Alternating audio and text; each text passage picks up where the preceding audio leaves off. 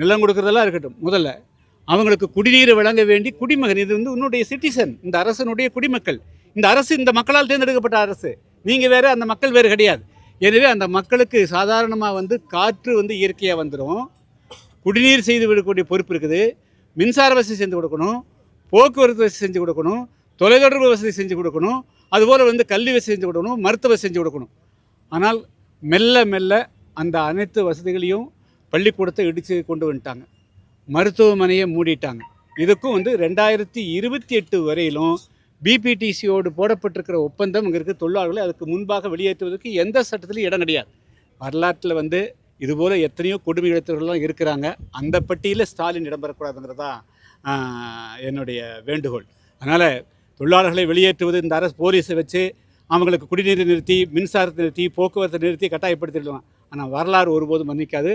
நாங்களும் வந்து அந்த மாதிரி கட்டாயப்படுத்தி வெளியேற்றதுக்கு நான் புதிய தமிழகம் ஒத்துக்காது. லட்சக்கணக்கான மக்கள் அதுக்காக எது வேணாலும் செய்யறதுக்கு தயாராக இருக்கிறோம். கிட்டத்தட்ட இப்போ ஒரு 4 நாளைக்கு முன்னாடி மாஞ்சோலை தேயிலை தொழிலாளர் வந்து மாவட்ட ஆட்சியாளர் வந்து சந்திச்சாங்க. 356 குடும்பங்கள் இன்னும் இருப்பதாகவும் அவர்களுக்கு தேவையான வந்து மின்சார வசதி, சாலை வசதி, குறிப்பாக அவங்களுக்கு தேவையான எந்த வசதியும் செய்து கொடுக்கல. அது பேருந்து வசதி கூட நிறுத்தி வைக்கப்பட்டதா சொல்லி சொல்றாங்க.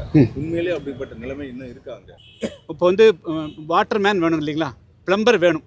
இப்போ வந்து மோட்டர் ஆன் பண்ணணும், பைப்பு திறந்து விடணும். அந்த பிளம்பர் வந்து வேலைக்கு போக வேண்டாம்னு சொன்ன என்ன அர்த்தம்?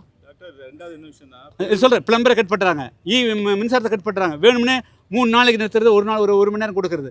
அப்போது துண்டிச்சு வந்து ஆன் அண்ட் ஆஃப் பண்ணி இவங்களை வந்து நாங்கள் நிறுத்த போகிறோம், நிறுத்திடுவோம், வெளியேறுங்க அப்படின்னு நிர்பந்தம் பண்ணுறாங்க. இல்லை, பேரூராட்சி நிர்வாகத்தோட ஈவோட்ட போய் கேட்கும் போது நீங்கள் தான் அங்கேயே இல்லையே, அப்புறம் எதுக்கு உங்களுக்கு தண்ணின்னு சொல்லி சொன்னதாகவும். சரி பாருங்கள், தண்ணி கொடுங்க, அங்கே இருப்பாங்க, அங்கே வேலை செய்ய, அங்கே வந்து தோட்டத்தில் வந்து நீங்கள் வந்து அவங்க பயிர் செய்ய விடுங்க, அங்கே இருப்பாங்க.